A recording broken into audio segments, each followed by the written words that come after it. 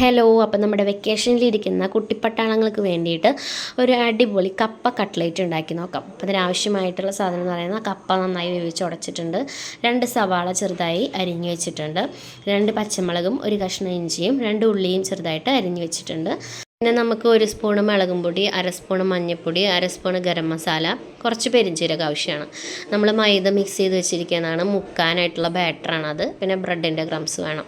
അപ്പോൾ ഞാൻ അടുപ്പിലാണ് വെച്ചിരിക്കുന്നത്. വെളിച്ചെണ്ണ ഒഴിച്ചു കൊടുത്തു. വെളിച്ചെണ്ണ ചൂടായപ്പം സവാള ചെറുതായി അരിഞ്ഞു വെച്ചത് ഇട്ട് കൊടുത്തു. അത് നല്ലപോലെ വഴറ്റിയെടുക്കുക. മൂക്കേണ്ട ആവശ്യമൊന്നുമില്ല കേട്ടോ. ഒരു നുള്ളു ഉപ്പ് ചേർക്കുക. നമ്മൾ ഓൾറെഡി കപ്പയിൽ ഉപ്പ് ചേർത്തിട്ടുണ്ട്, അപ്പോൾ നോക്കിയിട്ട് ഉപ്പ് ചേർത്താൽ മതി കേട്ടോ. അപ്പോൾ ചെറിയ ഉപ്പ് ചേർത്തു. അതിലേക്ക് ഇഞ്ചി, പച്ചമുളക്, വെളുത്തുള്ളി അരിഞ്ഞത് ചേർത്ത് കൊടുത്തു. ജസ്റ്റ് ഒന്ന് വഴറ്റിയെടുക്കുക വേണ്ടോ, പച്ചമണം പോകുന്നത് വരെ. നല്ല മൂക്കേണ്ട ആവശ്യമില്ല.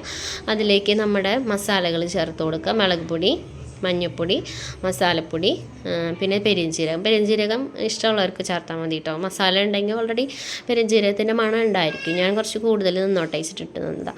അപ്പോൾ അതിലേക്ക് ഉള്ളി ചേർത്തു. അപ്പോൾ നമ്മുടെ മിക്സ് ശരിയായിട്ടുണ്ട്. നമുക്ക് ഇതൊക്കെ കട്ട്ലേറ്റിൻ്റെ ഷേപ്പിൽ ഉരുട്ടിയെടുക്കാം.